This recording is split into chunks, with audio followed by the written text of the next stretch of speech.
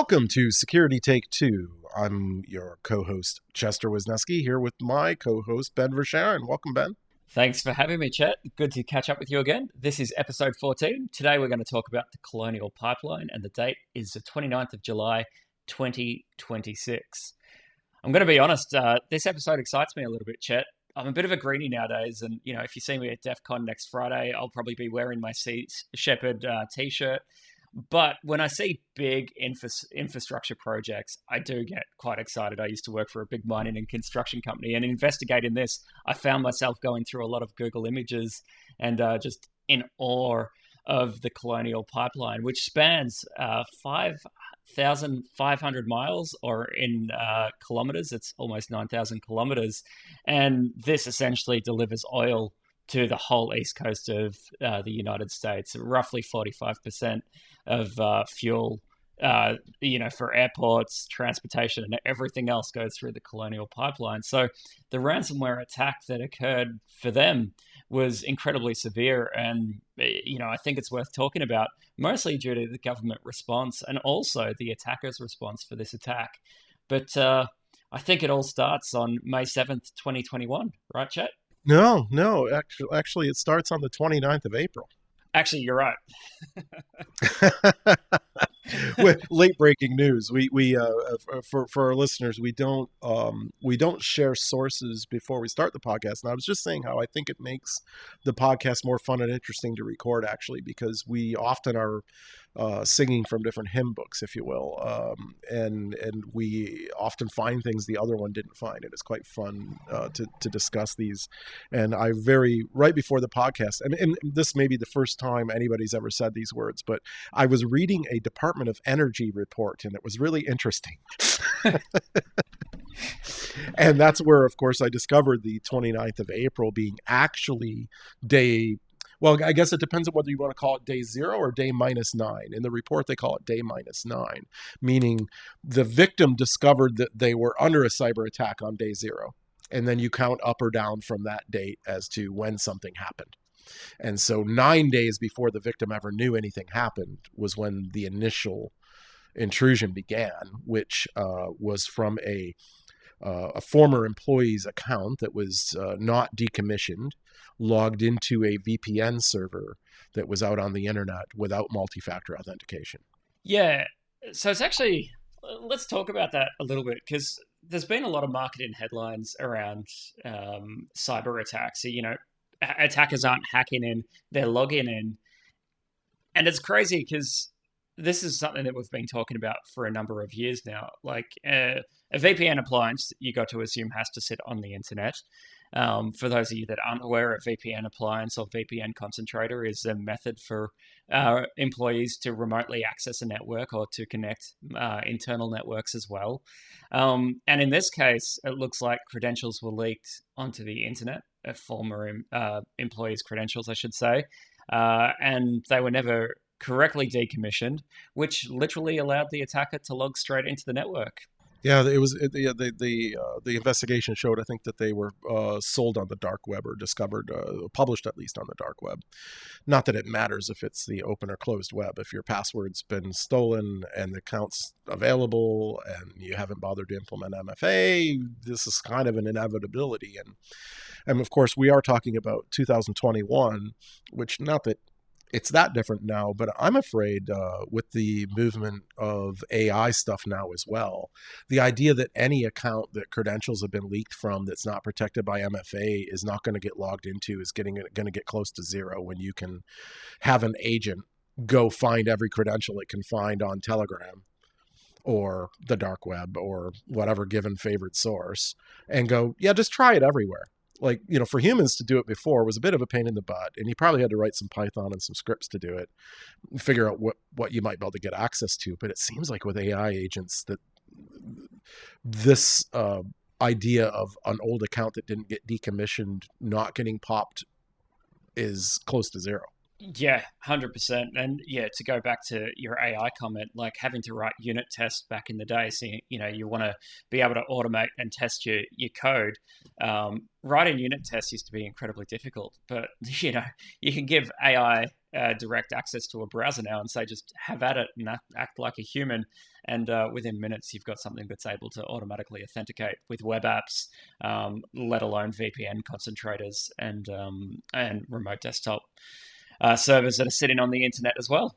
Yeah, and I mean, so back to this being critical infrastructure, right? I mean, 45% of the U.S. is gasoline versus these pipelines. They're not just gasoline, aviation fuel, etc. But Mhm. um, it seems like the idea as well of when we're triaging how to go about projects to modernize our infrastructure for security, it feels like these environments, it's actually even more important to move away from VPNs towards ETNA than in other environments. I think it's important everywhere, but the idea that with a VPN you get access to quote kind of the entire internal network in most cases, which is certainly what happened at Colonial Pipeline. Mhm. That presents a far greater risk to the OT infrastructure that regulates the safety of those pipelines than, for example, an application with ZTNA that somebody logs into where they're contained in the application.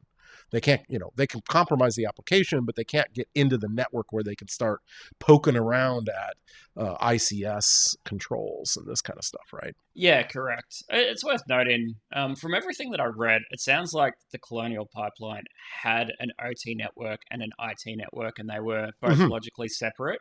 Um, they didn't have a CISO at the time, and it sounds like there was just a decision to, we've seen a ransom demand, let's pull everything offline and just shut everything down, without first understanding the spread of the incident.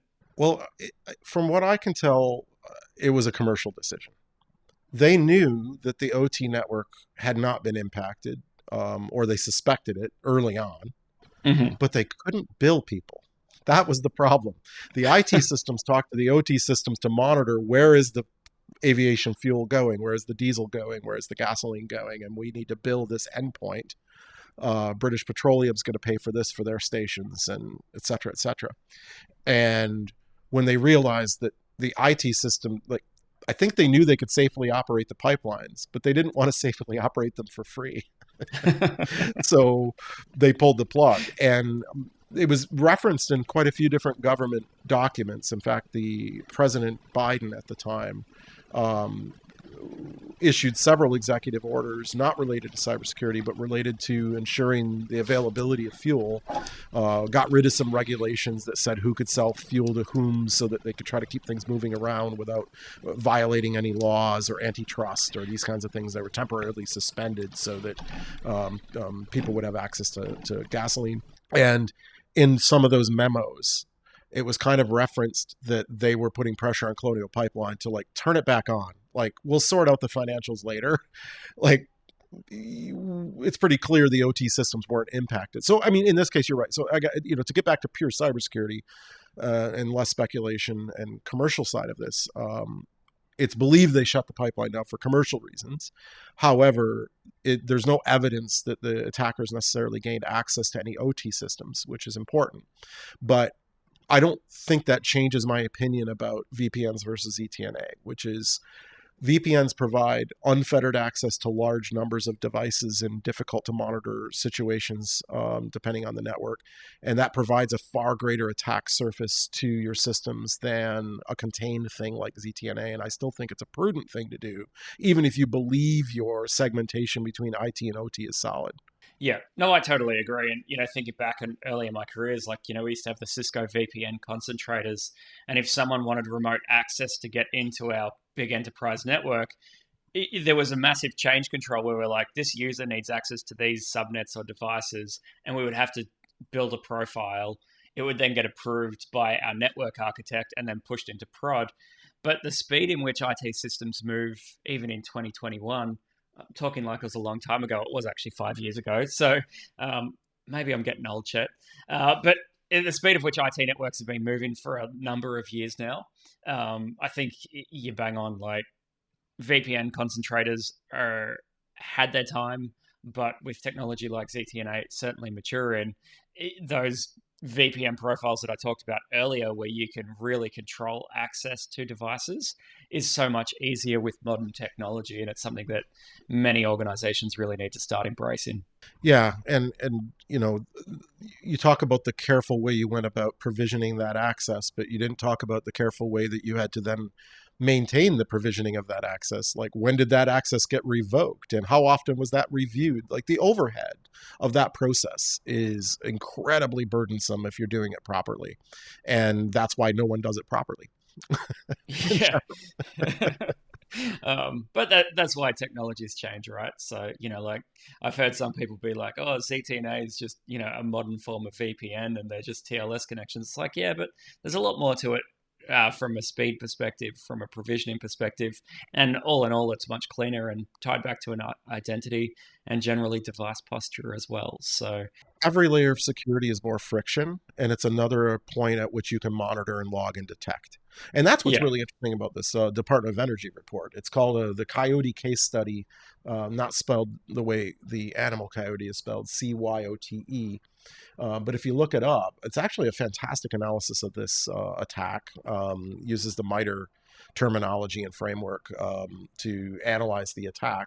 And so the external remote services, aka VPN, was breached by valid account, the MITRE term for the next thing. But what of course, the next step where there's another opportunity to detect was exploitation for for privilege escalation, right? So you got in with the dead guy's account or the former employee's account, we don't know. Now that you're in, you're not admin, and you probably need admin if you're going to conduct a proper ransomware attack. And that was the next thing the attackers did, which was on D-8. So April 30th, they managed to get admin access. And then on March 1st, they started establishing command and control. And if you read in the appendixes of this document, you can see that they were moving laterally through the network using RDP with their newly gained admin credentials. They were using HTTP to do a command and control of their infrastructure to start doing some data theft. And I believe, in my notes at least, May 6th is when they did the massive data theft before the encryption of ransomware, where they stole about 100 gigabytes worth of information.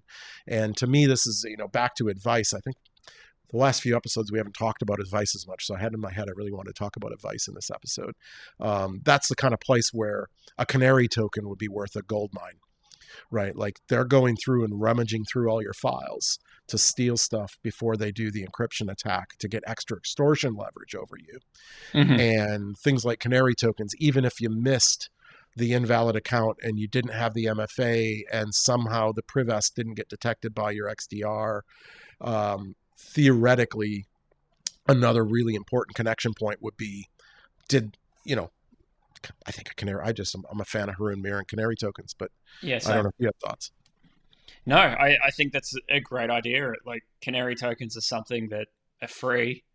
You can deploy everywhere and be like, well, if this file is ever touched, if it's ever opened, even if it's a false positive because someone internally was poking around, at least I know somewhere someone was in my network or in my files and poking around exactly where they shouldn't be. So you can then deal with that. So whether it's a curious intern or whether it's a cyber criminal, you're better to get an alert to say this canary's been flagged. Yeah, it's a lot like a burglar alarm, right? I mean, no criminal has ever been prevented from stealing something because a loud noise was going off, or a bell, or whatever it was.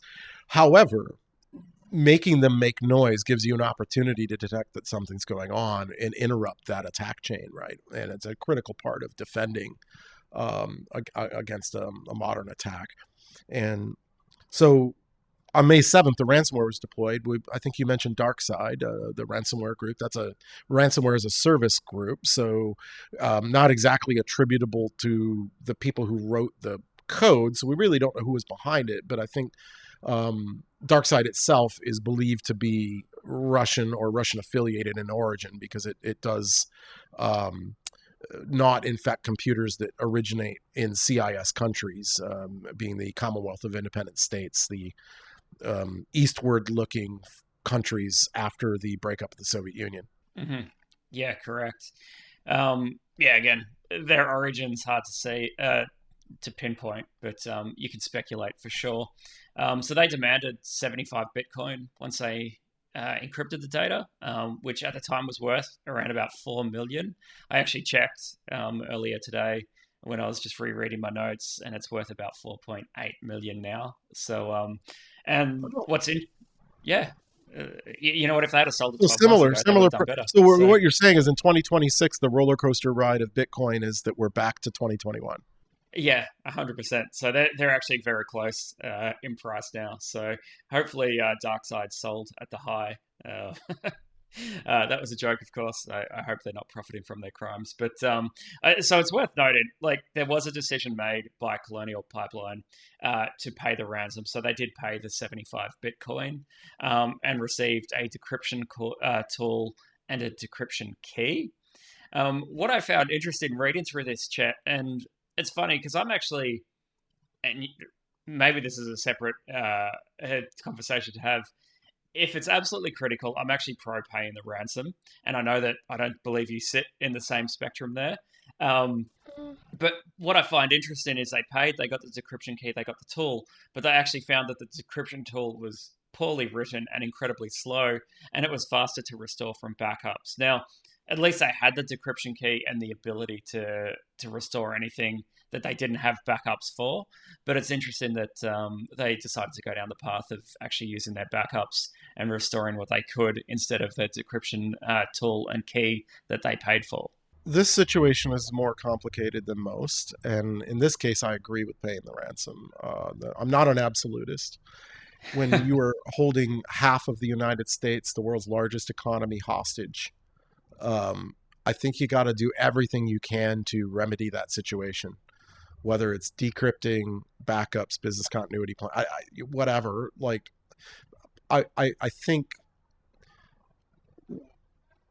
I don't think they made this decision for the right reasons, because the reason they shut down the pipeline was for their own profit.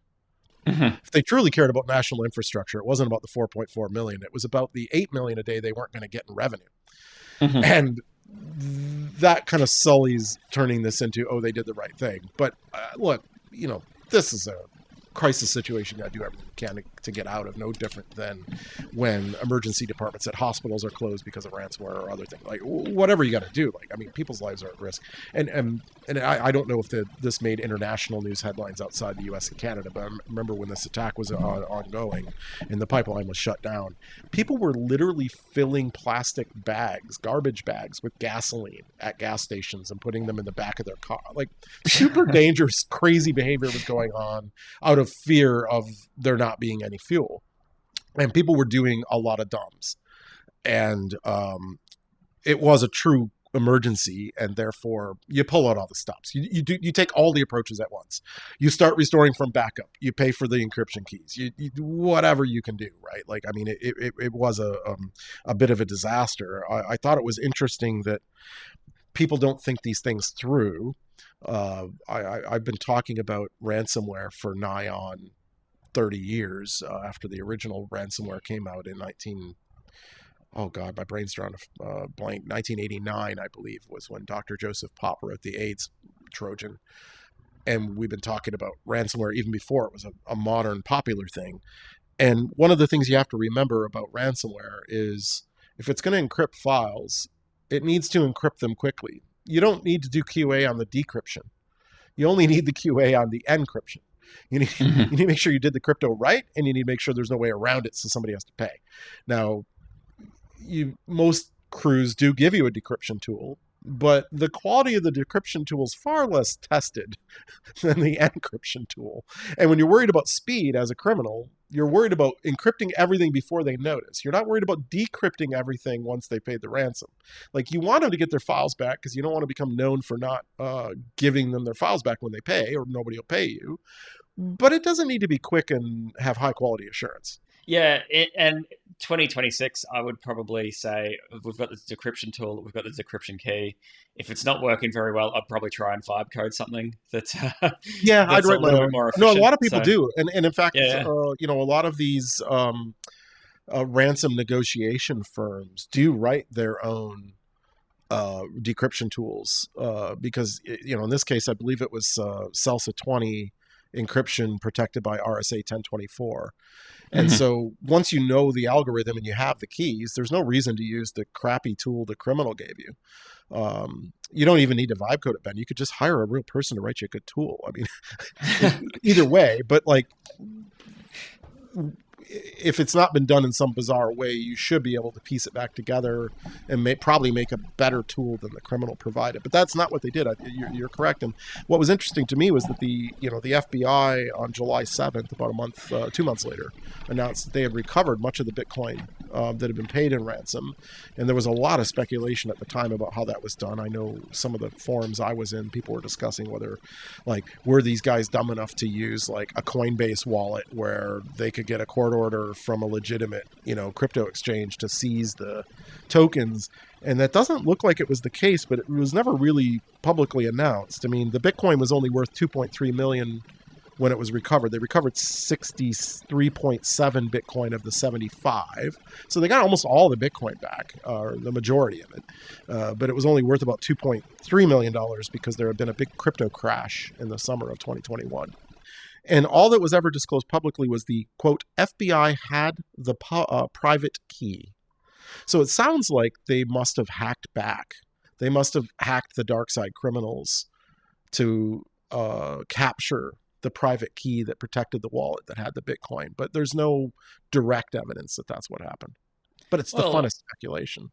yeah. Well, you've probably seen this yourself, Chet. Like, just because they're cyber criminals, it doesn't mean that they themselves maintain quality infrastructure, have good OPSEC practice, or anything The else. Like, worst. yeah, The I've worst, man.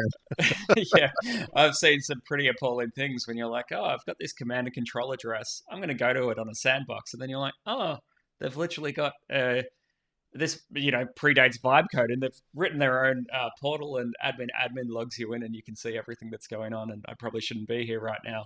Um, Turns out so breaking a thing is easier than fixing and making things. Like, I know how to break Windows. I have no idea how to make one. um, and, breaking into your network, I don't think is that different. Just because you know how to break into other people's stuff doesn't mean you have any idea how to secure your own. yeah, 100%. So, but all in all, so the attack wasn't overly sophisticated. I should say, you said there was commercial reasons that the pipeline was shut down. The original reason was that they didn't know the full scale of the incident. They were worried that it could be espionage or similar. But all in all, most I believe services that. were. In moment zero, you're in charge of that network. In fact, the DOE report said the ransom note appeared on an operator's screen at 5 a.m. on May 7th, 2021. And he called his supervisor, who immediately said, "Shut her down." Yeah. Like, no information known as to what the extent of the attack was. The decision was just shut her down, which, again, for safety reasons, absolutely probably what you need to do. Hmm. By 6:10 a.m. So if you're ever wondering what it takes to shut down a 9,000-kilometer pipeline, it's 1 hour and 10 minutes. 6:10 a.m. It was fully shut down and no fuel was flowing anywhere. But the decision to keep it down, it was very quickly determined, was due to billing systems in the IT network being unavailable. Okay. So I think that was the issue the Biden administration took with applying some pressure on them and uh, having that discussion. And that's a complicated thing in a country like the United States, where so much of the critical infrastructure is operated by private companies. Hmm. Um, how much control does the government have in these situations? And that kind of segues nicely, I guess, to heading toward the end of this conversation, which is what came out of this. And I think the fact that it wasn't clear where any of those lines were, whether the Biden administration could just order them to turn the pipeline on or not, was not explored from what I can see. Hmm. And I think we recognized that we had a much bigger blind spot than we knew about the operation of our critical infrastructure due to the risk of cyber attack. And it led CISA, which has the worst acronym in the world, the Cybersecurity Information Security Administration. It's security's in there twice to make sure that we're actually doing it. there were a few things that came out of it. They got President Biden to sign an executive order that established the Cybersecurity Review Board, which Hmm. was meant to be modeled after the National Transportation Safety Board (NTSB) investigations of aircraft accidents. And the idea is no one's at fault, nobody's going to be prosecuted, there's no blame here. The issue is we need to get to the bottom of what led to these attacks so that other operators don't fall victim to the same problem, right? That concept, at least, was what went into it. There was a lot of support from the cybersecurity community for that initiative. I don't think it worked as well as we would have hoped, in that they didn't have the ability to subpoena people to get evidence the way the NTSB does. It was mostly made up of private sector cybersecurity experts, which arguably might have bias for their own firms. Um, there were issues with it, but it was a great initial attempt at um, trying to get to the bottom of these things. It also led to some CISA advisories that ultimately created an AI safety board as well.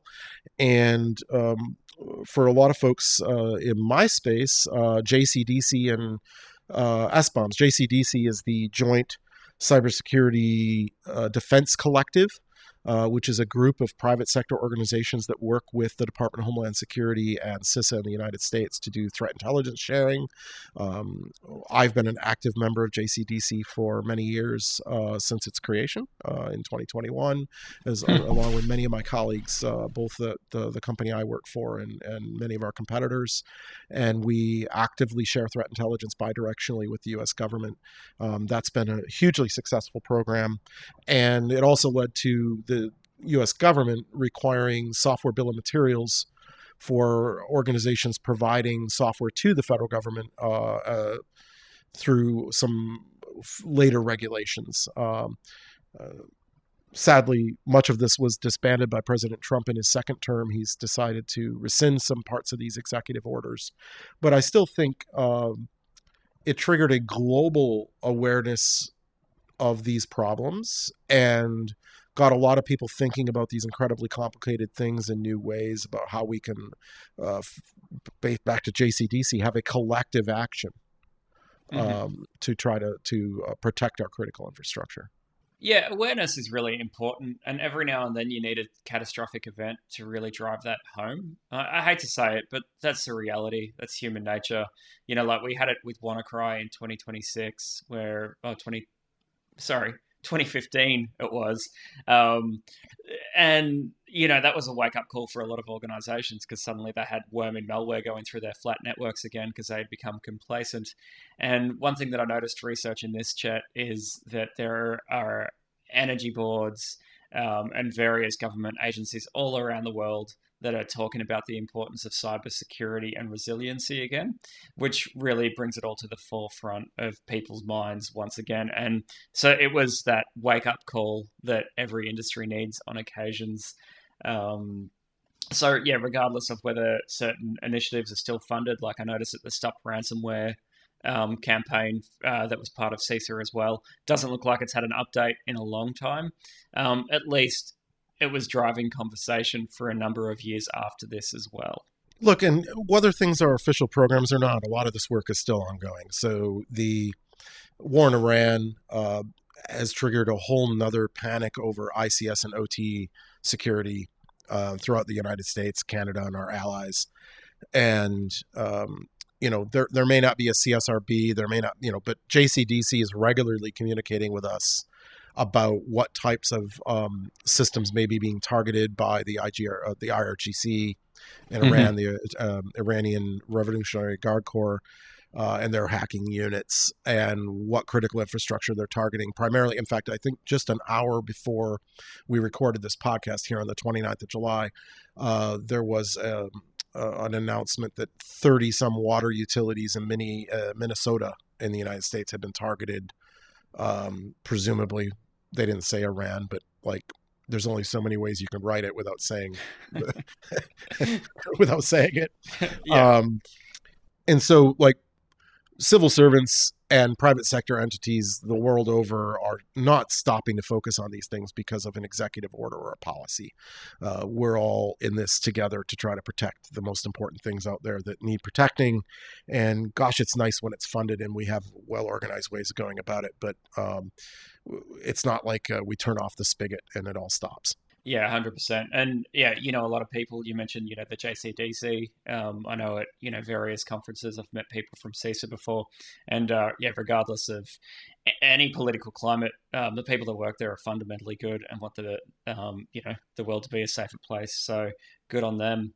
I think, actually, I just want to talk about Dark Side just a little bit, Chet, because I find this really fascinating. So DarkSide was a ransomware as a service operator that did the encryption. Um, Interestingly enough, they didn't appreciate the heat that they got from this particular attack. And they actually did a tweet saying that they will no longer support any attacks against or do any attacks against critical infrastructure, including energy sector, health, and education. So there is a little bit of honor amongst thieves there, where they've decided, you know what, we don't want to do harm to everybody. So I found that kind of interesting, that they came out and made a public statement themselves about it. I don't know if they recruited a PR firm or if it was a 15-year-old kid on Twitter, but it doesn't really matter. There was a bit of blockchain analysis as well, that I found. I think it was actually on the Wikipedia page about DarkSide, where it's estimated that they had about 2,000 known victims, of which 47,000 paid.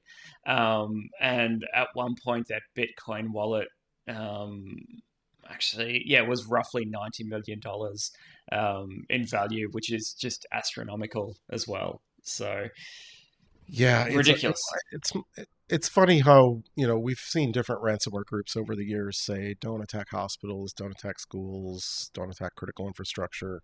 It's one of the dangers of the affiliate model for a criminal business is that you have people go rogue and do terrible things under your brand, just bizarre. But I mean, this happens in the real world too. I mean, many people have probably heard of Vistaprint, and I'm not trying to say that Vistaprint is akin to a ransomware company, but Vistaprint had an affiliate model that allowed people to make a percentage of sales for anybody that bought business cards or stationery or whatever with your code.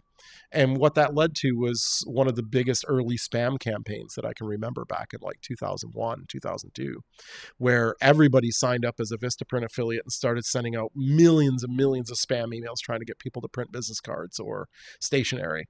And then Vistaprint had to back off from that whole program because, I mean, the idea of anybody being able to make money off of shilling your product sounds great until it destroys your reputation.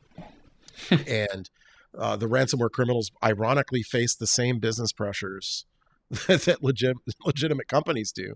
You need to protect your brand. You got to protect your revenue. You need to be trustworthy to your victims. I mean, customers. I don't know. Yeah, whatever you choose to call them. Um, the other thing that's worth noting, and there was actually a congressional hearing for this attack as well. It is incredibly long, and I wish there. Well, auto summarize it with your LLM of choice. It's pretty dry.